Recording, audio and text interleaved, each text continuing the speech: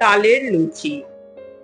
আজ আমি দেখাবো কিভাবে তালের লুচি বানানো যায়। লুচি তো আমরা অনেক খাই, কিন্তু তালের লুচি খেতে হয় অপূর্ব। এই লুচি খেতে এতই সুস্বাদু হয় যে শুধুই খাওয়া হয়ে যায়। চলুন দেখে নেওয়া যাক কিভাবে তালের লুচি বানাতে হবে। প্রথমে একটা পাত্রের মধ্যে আমি নিয়ে নিলাম 1 কাপ ময়দা। এতে দিলাম খানিকটা নুন।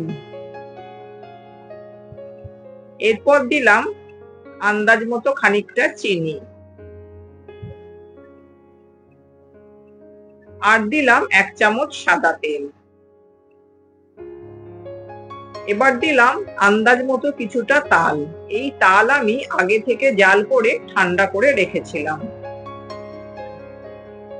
আমি ময়দাতে একটুও জল দেব না, পুরো ময়দাটা আমি তালের দিয়েই মেখে নেব।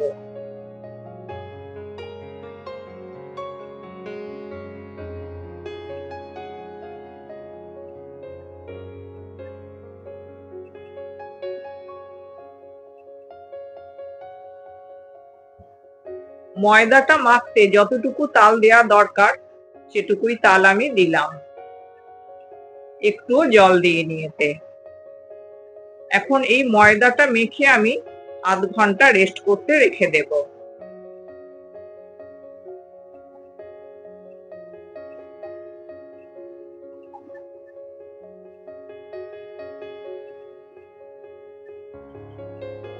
আমার আধ ঘন্টা রেস্ট করা হয়ে গেছে।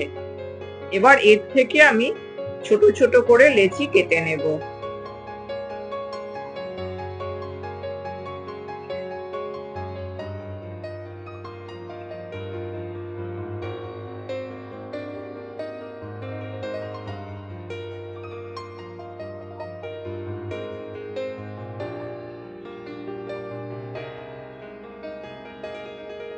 এইভাবে প্রত্যেকটা লেচি আমার কেটে নেওয়া হয়ে গেছে।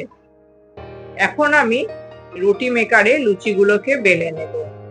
রুটি মেকার গরম হয়ে গেছে। এবার একটা একটা করে লেচি দিয়ে আমি লুচিগুলোকে বেলে নেব।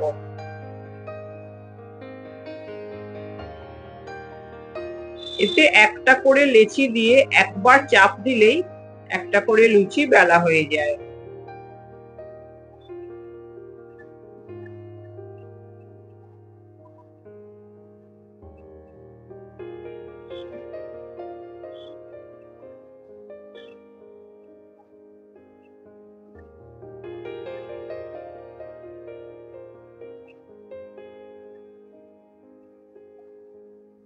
এইভাবে প্রত্যেকটা লুচি আমি বেলে নিলাম।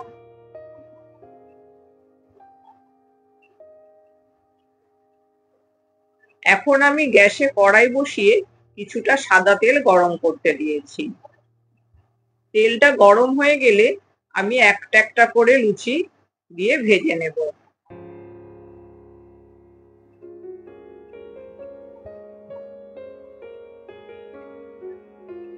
লুচিটা খুব সুন্দরভাবে ফুলে উঠেছে। এখন আমি এটিকে উল্টে দিয়ে আবার ভেজে নেব।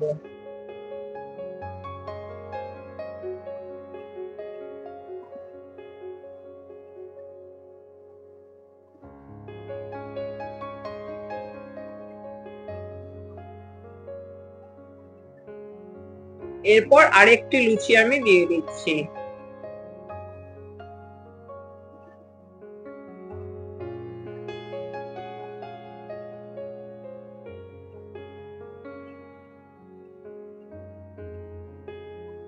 এই লুচিটিও খুব সুন্দরভাবে ফুলে উঠেছে।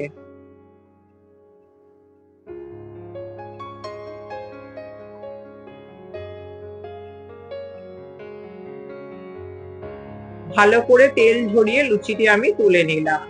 এমনি করে প্রত্যেকটা লুচি আমি একটা একটা করে ভেজে তুলে নিলাম।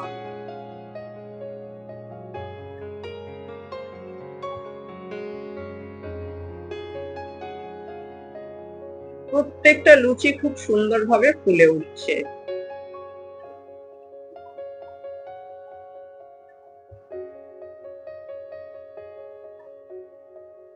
এই লুচি খেতে এত সুস্বাদু যে শুধুই খাওয়া হয়ে যায়। আমার প্রত্যেকটা লুচি বেলা হয়ে গেছে। এখন আমি পাত্রের মধ্যে সাজিয়ে নিলাম। এই লুচি আমি জন্মাষ্টমীতে শ্রীকৃষ্ণকে ভোগ নিবেদন করেছিলাম।